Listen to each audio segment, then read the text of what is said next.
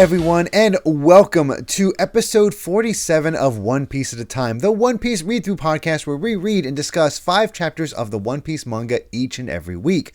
But this week is our final movie week before returning to the manga as we talk about One Piece Movie 3, Chopper's Kingdom on the Island of Strange Animals.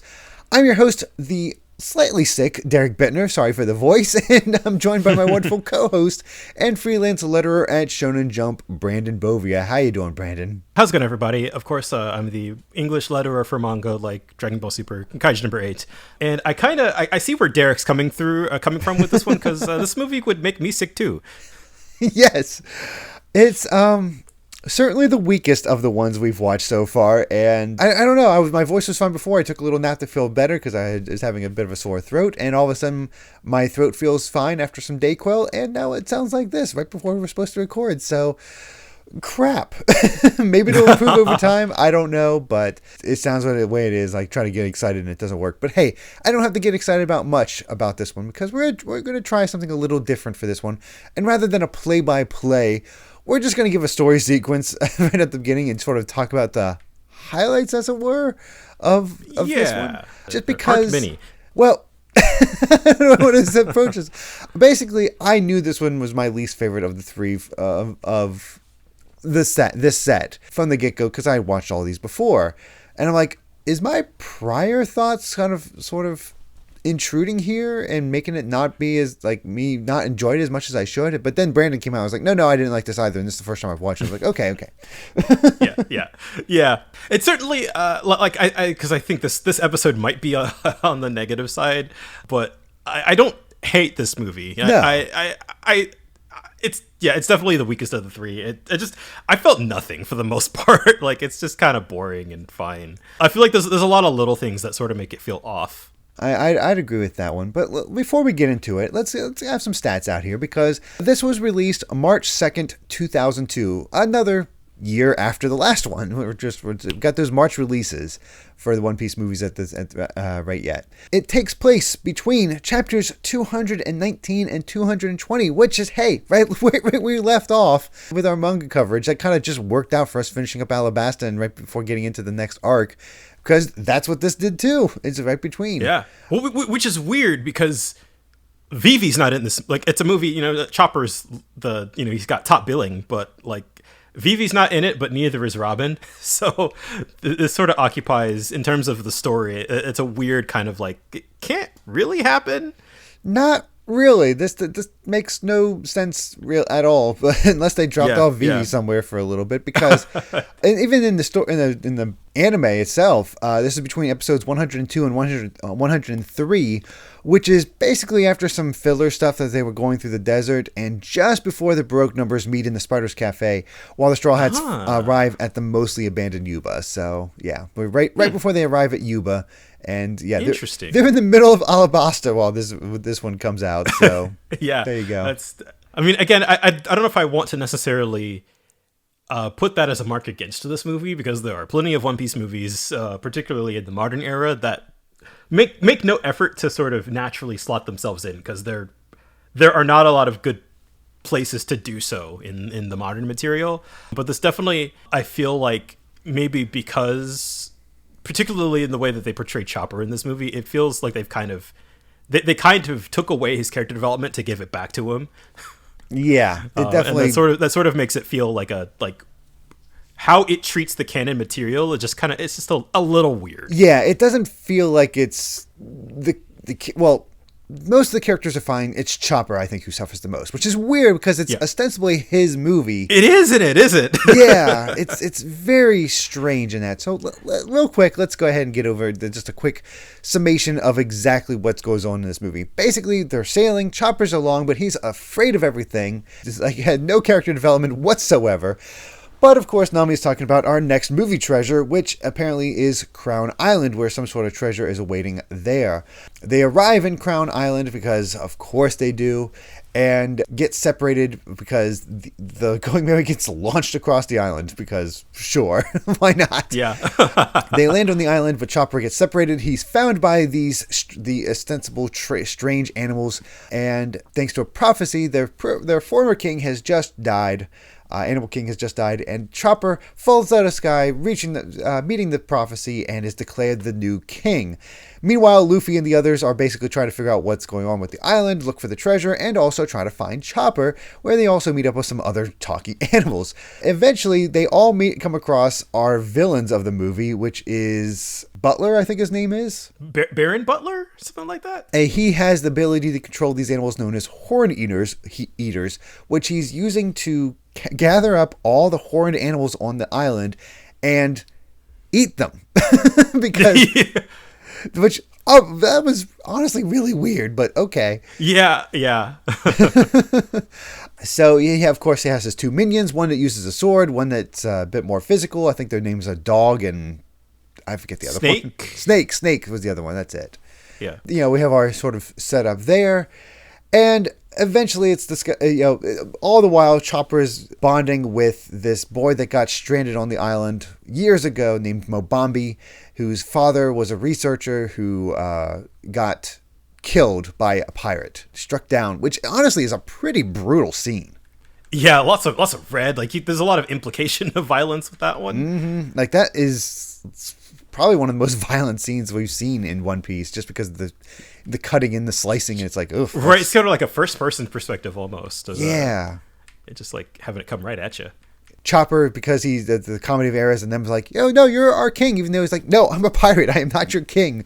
But hey, I'm a doctor also, so I'll heal up your animals that you're dealing with. And he's eventually like forced to confront his own cowardice for some reason, which the anime always emphasized way more with Chopper, I feel. That he's I wonder if it's kind of like a cuteness kind of thing. I don't know. There's I definitely feel like my major issue with Chopper in this movie is that they do kind of overemphasize his like kind of scaredy cat nature in a way that I don't know. It just doesn't feel right. Like Chopper is obviously one of the more scaredy cat Straw Hats, but just I don't know, the way that he conducts himself in this movie feels like they put him like a couple of steps back just so that he could come back to where he normally is.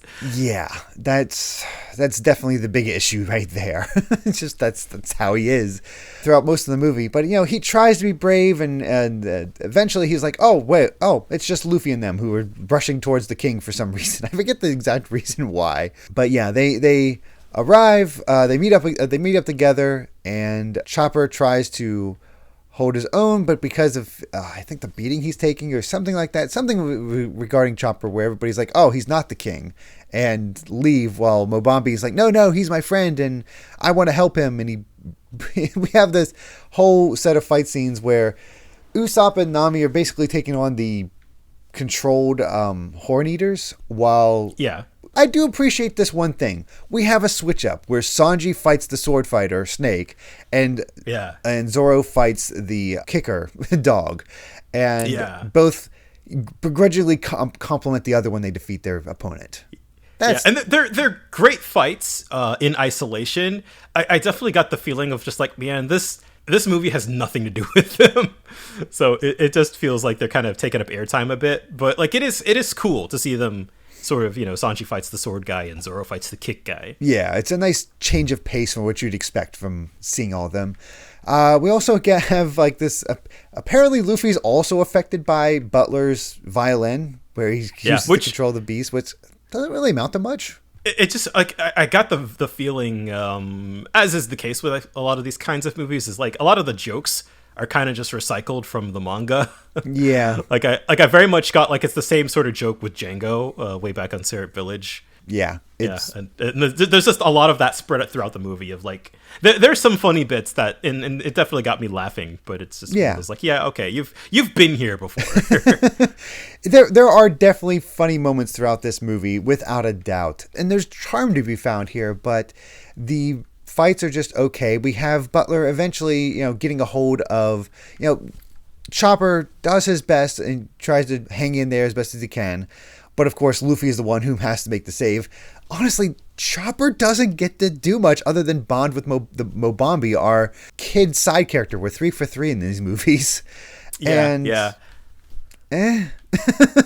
One thing I do want to say, and I feel like maybe because I was just tuned out by this point. But there are a couple of moments where like Chopper is kind of reminded of Dr. Hirulook, and those were probably the closest I got to feeling something, because it is, relating back to a part of the manga that did make me feel something. But I feel like they weren't really tied into the narrative all that strongly, and I feel like they could have had a stronger connection. But that sort of bit of kind of like Chopper like using the canon material to kind of have something else going on, I appreciate it, but it feels undercooked. Yeah, it doesn't hit the same way as Luffy's just quick flashes to Shanks. Yeah, in the first movie, it doesn't hit quite the same. Because I think the thematic connection isn't as strong. No, it's definitely not. Yeah. Basically, Chopper does his best, but Luffy has to step in there because a butler is able to get a hold of the golden horns of the previous king and eat them, because I still don't get it. I don't know if that's a special thing he just does, or he just, whatever. I don't know. And it works. Yeah, it works. He transforms into a massive horned beast himself, which is it definitely makes him unique as far as it's a bit like that last sort of couple minutes of the movie where the final fight takes place in this like gorgeous sunset of like violets and reds. Yes, like this it's awesome, and so it feels a bit terrifying once he finally does transform. Like, it is definitely the most like, there's some art that went into this. Yeah, that my God, that whole final fight scene is gorgeous in how it's animated. Yeah, it's wonderful. Mobambi's standing up for himself. He learns that it was actually Butler who killed his father, and Butler isn't a pirate. He's just another researcher like his father. And because he recognizes the weapon. He hated pirates for no reason. Yeah, he hated pirates for no reason. And Luffy continues his fight, and the animals are all trying to help. And Luffy is emboldened by this, and we get a repeat of movie 2 where he grabs a hold of the supercharged, super hot horns this time, and crushes them in his hands, which is pretty cool. It's pretty awesome, yeah. And just sort of, I respect that these movies are just kind of like, like Luffy's just going to summon the strength within and just completely just overcome it. Mm-hmm. That's sort of the way you beat these guys. Like, they're movie villains. They kind of don't deserve any more than that. They're just like, all right, power friendship time, and just because they make him seem like a bit of a threat, because Luffy gets impaled by those horns at one point, and then sort of nothing comes of it. I don't know. It's odd. I mean, the way he finishes him off, crushing the horns, and then the de-transformation of Butler. Yeah. Before sending him away with the bazooka, I was like, damn, okay, that looks pretty awesome. Yeah. There's some designs here, especially with the villains, where I feel like the designs of the villains for the first time are like the most threatening. They're still weird, but they're definitely I don't know if I have anything to add about them, but they're fine. They're fine. They're goofy. They serve their purpose. I can't be mad at them. No. I think, I don't know, they have some fun, like they have some weird funny gags, like with them sort of like, while Butler is like eating the horns the first time you see him, and they're like, "Oh, do you want ketchup?" Or just like, "No." He asks for mustard, and that is the obvious thing to eat with bones. Of course. There's some fun silliness going on with them. Yeah. And after they're all defeated, Mobambi is declared the new king by the other animals, since Chopper's revealed to not be part of the prophecy, which is why the animals weren't helping him at first. But then Mobambi rallies them around him, and Mobambi's declared the new king. And Chopper and him have a tearful goodbye, and off we go to the next adventure. That tearful goodbye, I'm a sucker for it. Though even though I wasn't really compelled by their relationship throughout the course of this movie, it is just one of those like, they'll never see each other again. Yeah, it's cute, but also didn't do much for me. It's pretty much fine. That's the movie. That's really all it comes down to it. It's what you expect from, like, we could break down the other movies like this, but it just doesn't feel worth going through it all like it is. I don't have many strong feelings about it. Really, the thing I have the most strong feelings about is the credits, and that's not a dig at the movie, but they reanimate sort of like all of the scenes of the Straw Hats as kids, hanging out with like the people who had the most effect on them, and like seeing those scenes in the movie style, just like that was like, oh yeah.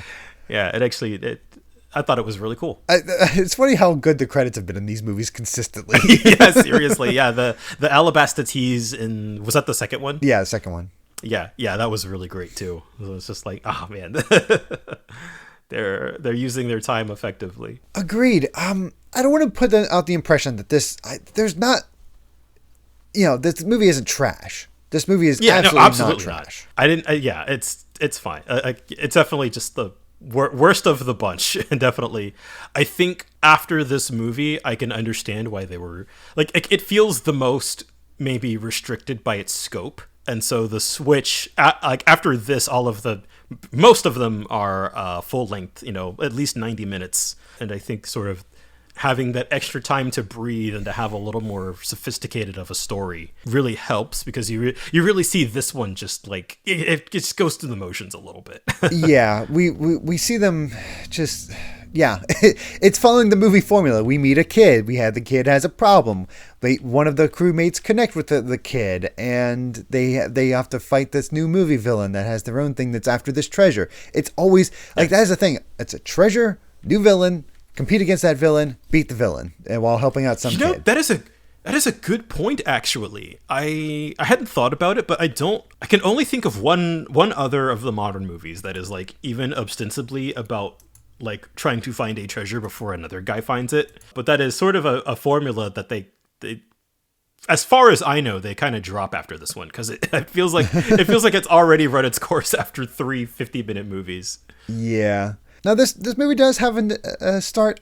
It was kind of started with the last one, but I think this is the official start because everybody's just in a slightly different outfit this time. But we got everybody in movie outfits. Yeah, I love Sanji's sunglasses. Oh, Sanji's sunglasses and shirt, like that is yeah, he is at his most suave.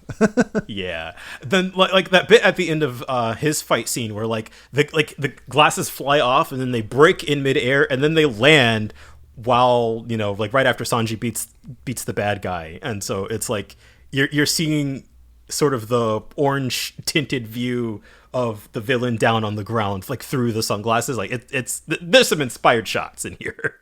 I was like, oh, that's cool. I'd say the animation throughout this movie is probably the best of the movies so far. Yeah. Yeah. It's definitely like, it feels the most polished. I love sort of the like kind of zany herky-jerky nature of the second movie, but I actually like, it's cool how all of these movies kind of have their own different style to them. Like they're all ostensibly movies made by Toei, but they kind of they allow different character designers to kind of have their own different take on the manga's designs and stuff like that. So like each one kind of has its own fresh approach, which is really cool.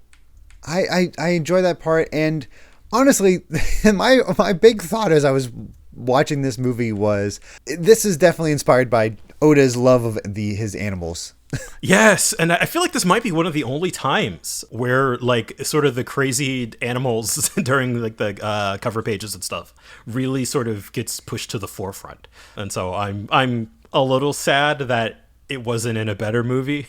Yeah, but it's kind of cool that we sort of they're taking an element, maybe sort of underutilized element from the manga and pushing it to the forefront. But I feel like weirdly, despite being in a movie about like all these weird animals, it's also not really about them. Like there are weird animals, but I feel like their weirdness is just sort of accepted as I don't know. They say strange animals, but they don't focus on, man, these animals are strange or different from other things. It's just they're animals. Yeah, exactly. Like they sort of they look weird, but they all kind of they act the same. Yeah, because I feel like the movie isn't really about them, and they all kind of like act as one character, as a group. This is a movie focused on capitalizing on the cuteness of Chopper, getting Chopper in the forefront, and that's about it.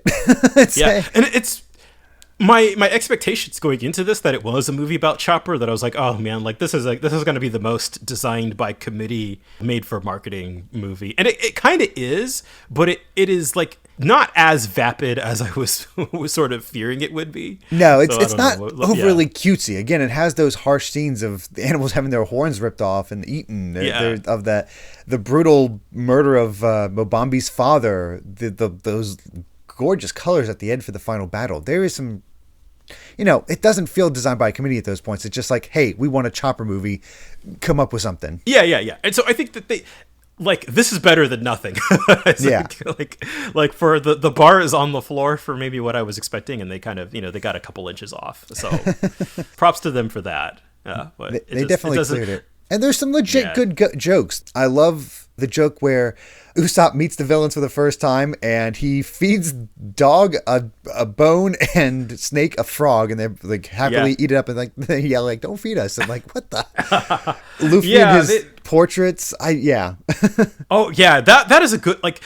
I love the thing about like Luffy's drawing is that it's not just taken from the manga, but it's kind of this own joke that escalates as the movie goes on. Whereas first it's like supposed to be Chopper, but then like he just sort of scribbles more crap on top of it, and he's like, oh, like he at some point he's like, no, this is supposed to be the king of the of the island, and it's just like that is the kind of thing that I love seeing. And then that Butler like he punches the drawing for some reason, and it hurts him, and he just plays it off like, oh man.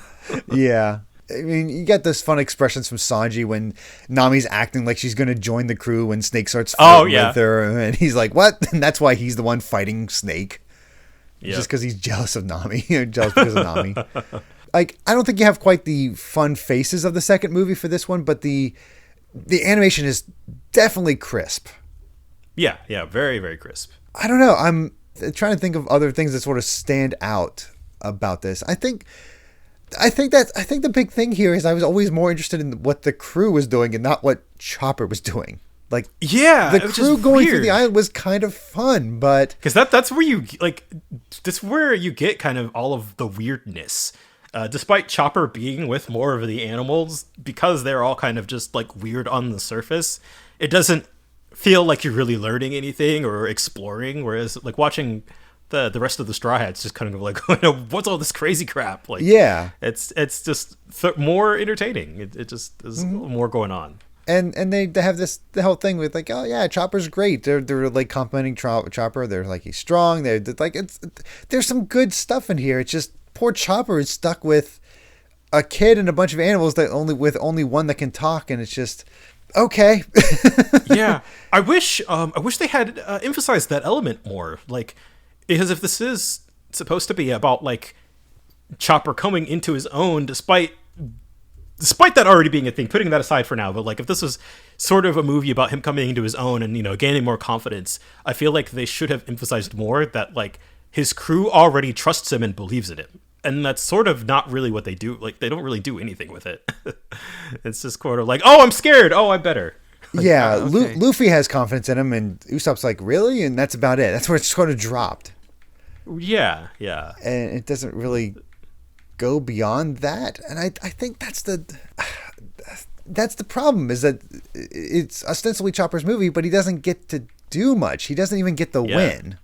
Yeah. And I mean, like, he gets to fight, but even that it's over pretty quick and kind of just like it's just a little disappointing. Yeah, like, it doesn't accomplish much. He gets one good hit on Butler, and that's it.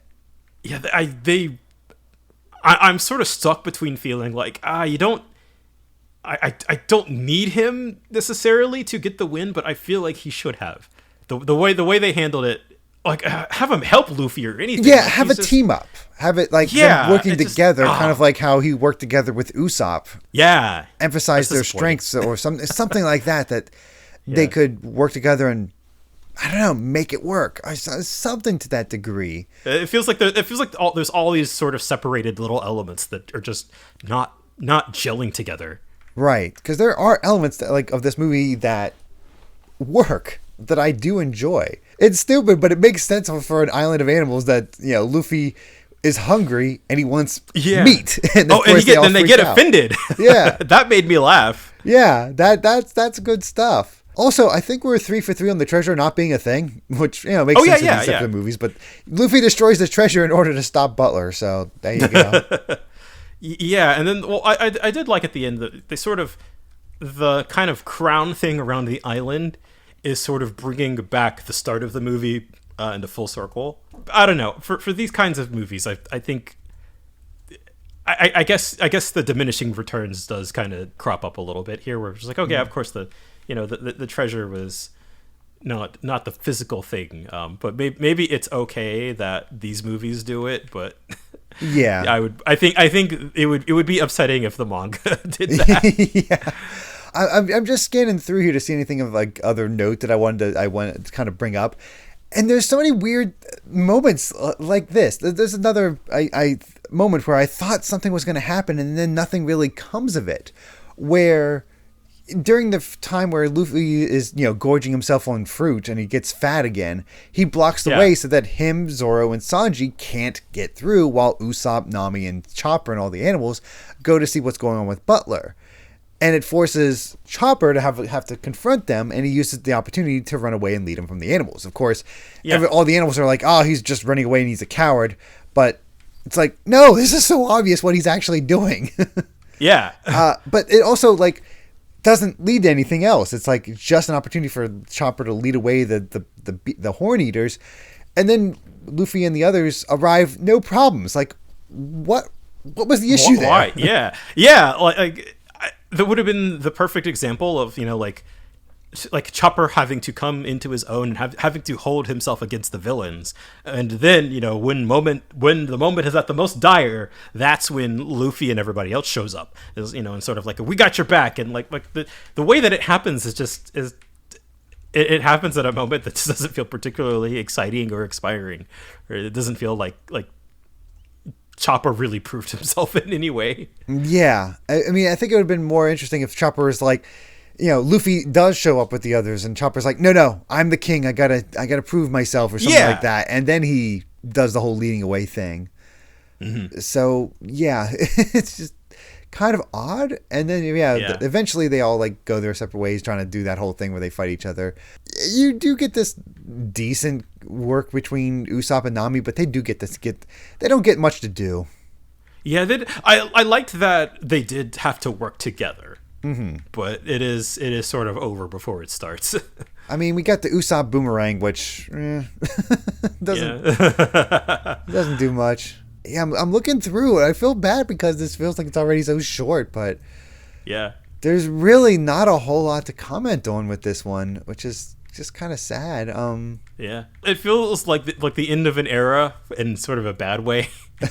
Yeah, and I want to emphasize again, I don't think this is bad. I think I'd probably put this at a 4.5, 5. Yeah, it's kind of like a 5 for me.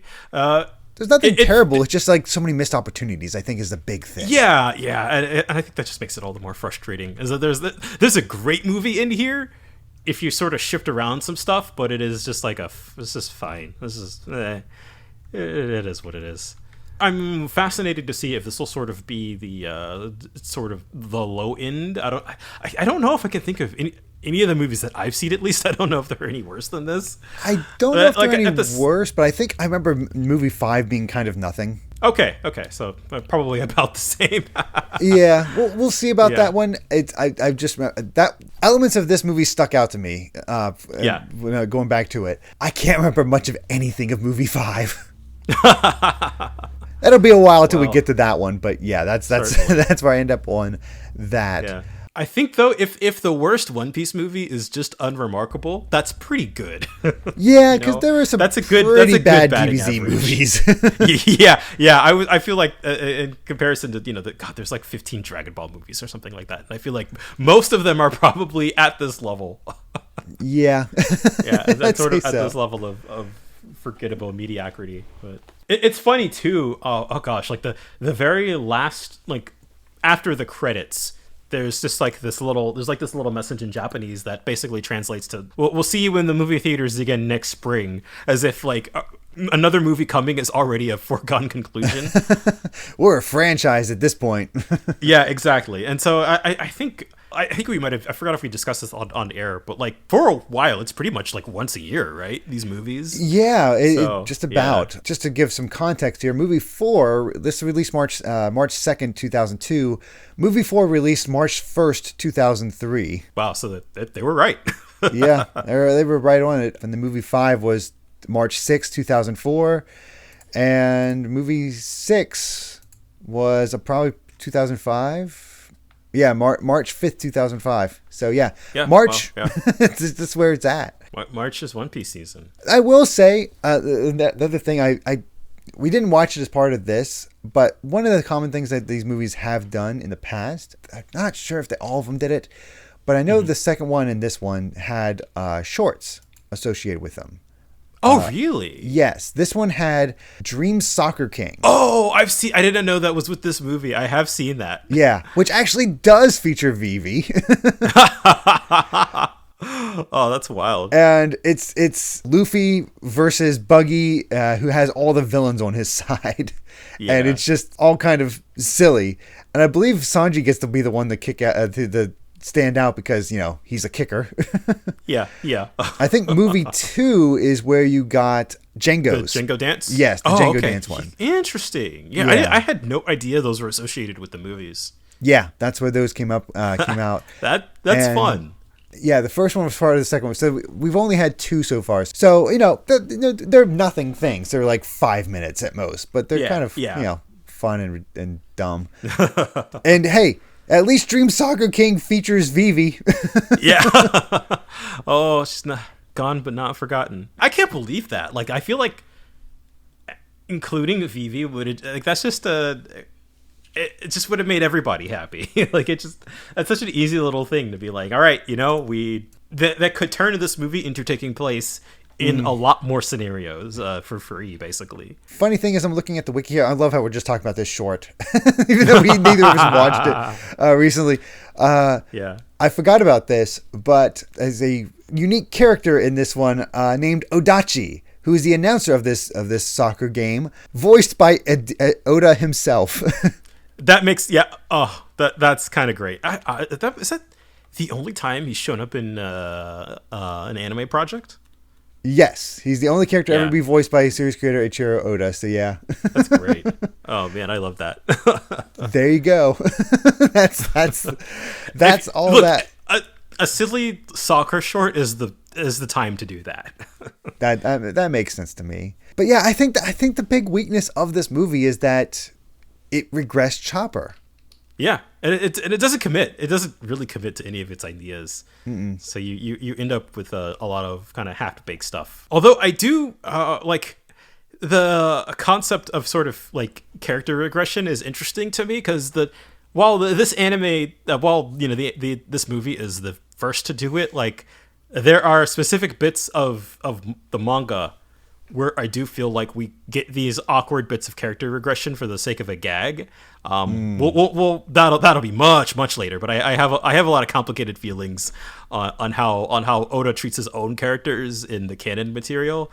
But it is interesting to see the anime version kind of get the head start on like, well, we're kind of 2 steps back so we can put you 2 steps forward by the end. Yeah, like if that's the only way you can give a character an arc, maybe don't give them that arc. I feel like you could find some other way to click with Chopper, especially with the fact that this kid's father was a researcher. I don't know. It makes Chopper feels so passive throughout this whole movie, despite it being quote unquote about him. Like it is the most along for the ride the Straw Hats have felt. Yes, it's just weird. It's along for the ride, but also the other Straw Hats are part of the strongest bits of this movie. Yeah. How was that? I don't care about Chopper hanging out with the animals, but funny enough, I bet young kids watching this loved Chopper hanging out with the animals, and maybe we're a little bored or just not as interested with Luffy stuff, while older audiences probably like, oh god, give me more Luffy and the others interacting with these dumb villains. Yeah, it's definitely like it feels stuck between 2 sides. Yeah, I think that's the neither big is thing serviced there. very well. Yeah, and I think that would have been serviced better in a full-length feature. Although maybe I would have been more bored by the Animal Chopper stuff, but maybe they would have had more time to give it like sort of some extra elements to give it depth. Maybe this. I almost wonder if it would have ended up dragging a bit more because it never felt like it dragged here. It just was like didn't use its time wisely, I think is a better way to put it. Yeah, exactly. I'm trying to think of anything else as far as this movie. I'm kind of tapped. Yeah, that's all I really got. which is sort of sad to say because I mean, we got about 40 minutes out of this. That's not bad. Yeah, you know what?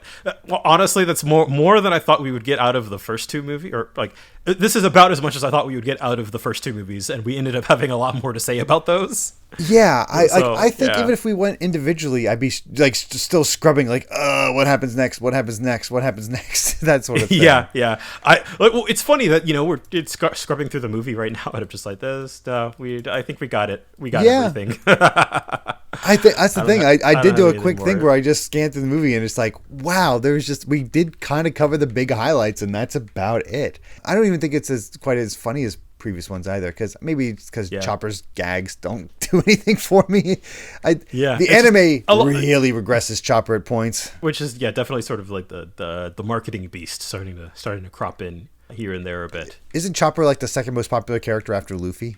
Or something I like that? Would believe that. Yeah. I mean, when you're voiced by Pikachu, you're just going to make merchandising money out the wazoo. Oh yeah, without a doubt. But yeah, I mean, I got nothing much else to say. Like I said, it's not bad, just not great. Yeah. I think it's frustrating because you could see the elements that could work so well if expanded upon. Yeah. It feels so close at times to being something really special. If you can, at least try to see the final fight between Luffy and the villain, because maybe it's not the most exciting fight. I'd say the movie 2's fight was a bit more hype. In places. Yeah, God, movie 2 had some insane set pieces. In hindsight, even though I was a little less warm on it than the first one, like I really appreciate how bonkers that movie is. Movie 2 had the best action so far by far. Absolutely. This is one of those ones where it attempted character, attempted action, attempted other things, and it just didn't quite get there at each point. Yeah, exactly. Like the first two movies, I feel like are successful in making a deliberate choice to focus on one thing over the other, and that will just mean that it will have a certain appeal one way or another. And this one feels like it is stuck between trying to have fun with appeal to the kids with Chopper and the animals, and also maybe some of the older kids and teens with Luffy in them, but also just in terms of like character and storytelling versus action. Like this one feels in such an awkward in between where it tries to do both, but it doesn't really work. Oh well. No, well, yeah. Hey, it was. I don't regret watching fine. it. I don't regret watching. Yeah, it was fine. It's not like I don't feel like I wasted my time. I was just like, we're so close. Yeah. One weird little detail, and I don't know if I ever missed a shot of this, but the Mary, in whatever shots we see it in, I think it's missing all of the damage. I think that it's so. accrued throughout the Grand Line. Like I was looking out for sort of like the weird bits of disrepair, and it's not in that many shots, but it is sort of weird that it's sort of like the Mary in this movie is brand spanking new. I did like in the very beginning them just all hanging out in the galley. Yeah. That was really. It's a setting you don't see too much, and yeah. And at the end of the day, seeing the Straw Hats all just hang out, like, you know what? That's worth something. Yeah. Oh gosh, but yeah, I think that's just where we kind of gotta leave it. Just because otherwise, I think we're going in circles. But yeah. I've said everything I needed to say. Yep. So with that, I believe we've said all we wanted to say about One Piece.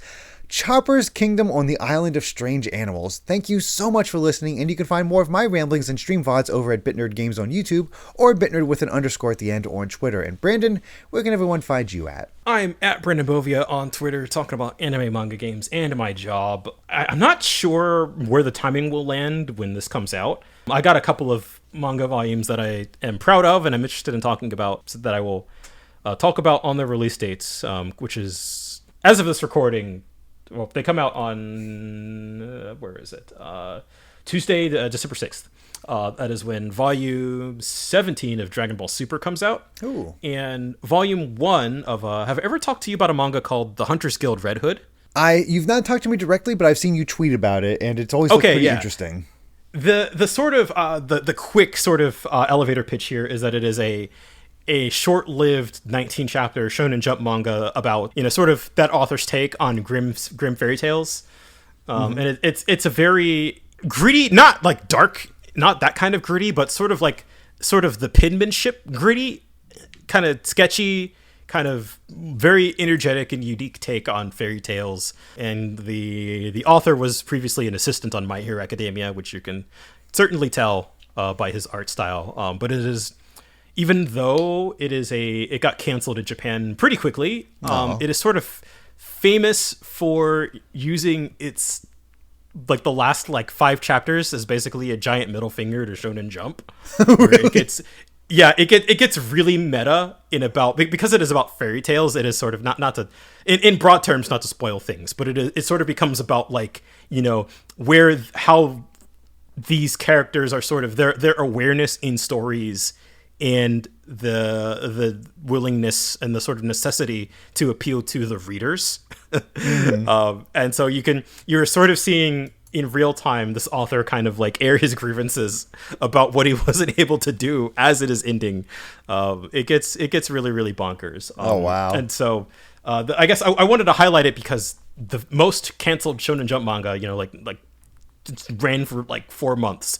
It is really, really uncommon to get a print release in the US for that. I can't speak in an official capacity because they haven't told me. But I think my educated guess is that the Western readership was high enough to justify it.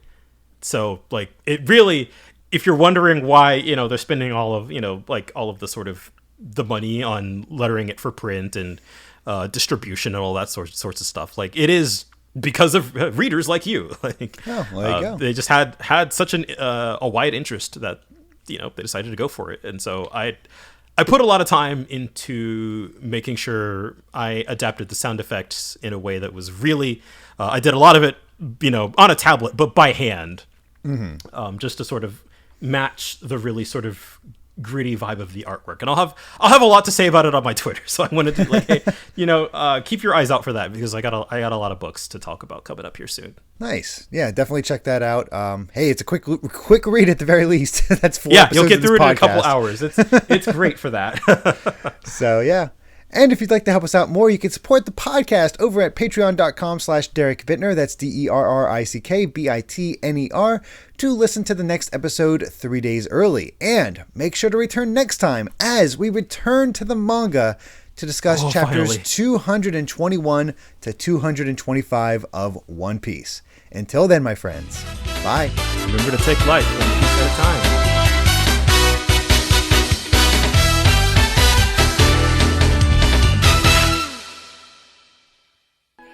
モバンビー離れてたって俺たちは友達だ。